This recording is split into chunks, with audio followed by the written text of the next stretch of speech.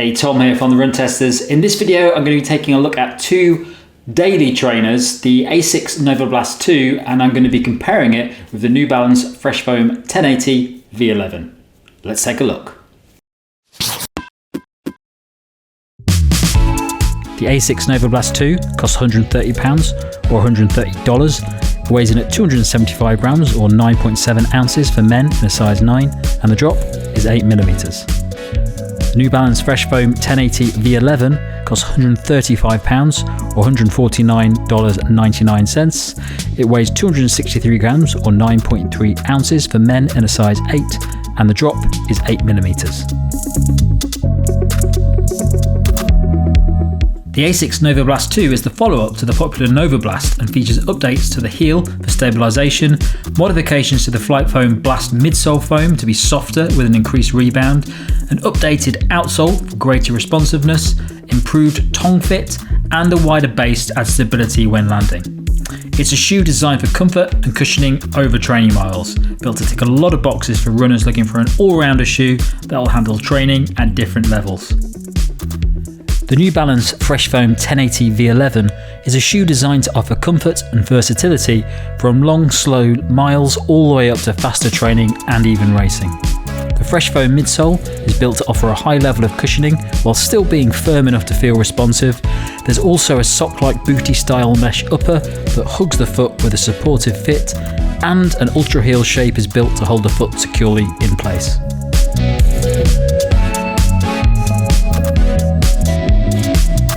So the fit for me in both of these shoes is true to size, but they do fit very differently. The Novablast 2 it's quite a long shoe, but it's also quite narrow. So even though it fits true to size, it is a very narrow shoe. So the fit will be slightly off if you've got wider feet. The New Balance Fresh Foam 1080 V11 also fits true to size for me. The fit is pretty much spot on. I would say is that the Fresh Foam 1080 V11 does have a sort of knitted sock-like upper to the shoe, so even if your foot is a little bit wider, it seems to sort of elasticate with the foot, so it's very forgiving if you've got slightly wider feet. So I've picked both of these shoes because I use them in a very similar way. They're both basically two pairs of very versatile daily training shoes which have quite a bit of cushioning in them, but they're also designed to be a little bit more sort of versatile when you're getting faster and picking up the pace a bit. The difference between the two shoes is largely around the foam that sits in them. So the Novablast 2 has FF Blast midsole foam, which is a very soft, springy midsole foam which is very squishy when you step into it, and it's quite an acquired taste if you're not a fan of really cushioned soft shoes. The Fresh Foam midsole in the 1080 V11 is it's got a lot of cushioning, but it's a bit harder than what you'll find in the Novablast 2, so it's a little bit more stable, a little bit more responsive, and you don't get a lot of sort of squishy bounce in that shoe. The original Novablast had quite a thin stack, but it was quite a high stack of FF Blast midsole foam, and it was very unstable because of that, and a lot of people who used that shoe said that they found it would be pretty unstable around corners or on uneven surfaces. That's been updated in the Novablast 2 now, and it's got a wider base on the midsole that just adds a little bit more stability. It does have a noticeable difference on the previous Novablast. The 1080 V11 doesn't have any stability issues that I've ever experienced from it, so that sort of thick Fresh Foam midsole, it's got quite a nice wide base on it, but it's a very stable and firm shoe when you're out running, so no issues with stability with the New Balance shoe. They're both quite versatile shoes when it comes to running between sort of long, slow, cushioned miles for comfort, all the way up to tempo training and maybe even racing if you wanted to use that sort of cushioned shoe for racing. But it is an acquired taste because the Novablast is a lot squishier and a lot bouncier in a sort of foam context than the Fresh Foam 1080 V11, which has a lot of cushioning, but it's also a lot more responsive. It's firmer than what you'll get in the Novablast 2. So it will generally come down to the preference as to how much cushioning you like and how much bounce. I prefer bouncy shoes. I love a lot of cushioning in the shoe. I love to feel a bit of bounce. I love the midsole to be pushing me off when I'm running. So I actually prefer the Novablast 2 FF Blast midsole to the Fresh Foam in the 1080 V11. On the run, I find the upper to the 1080 V11 significantly more comfortable. I really like the sort of material, the sock mesh material that it's made out of, that sort of knit weave.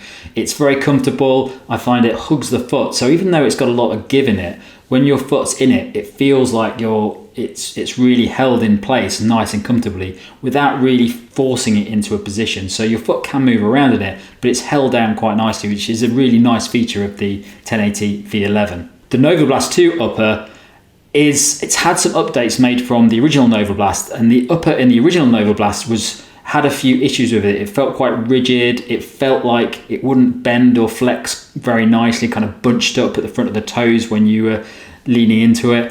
Whereas the updated version is a bit better. It's got a sort of thicker mesh material than you'll find in the 1080 V11, but it's a little bit more comfortable, a little bit more relaxed. Having said that, for me, it's still nowhere near as comfortable as what you get from the 1080 V11. So I'd say the 1080 V11's got a far superior upper, and it's just a lot more comfortable than what you'll find in the Novablast 2. Both shoes are done very well when it comes to durability. I haven't tested the Novablast 2 over further than 80k at the moment, but the Novablast 1 was very good when it came to midsole durability with that FF Blast midsole foam. The same goes for the Fresh Foam 1080 V11. The V10, which uses the same foam, I used well over 180 kilometers, and it still looks absolutely fine and runs the same as it ran when I first started using it. So both shoes have really good durability.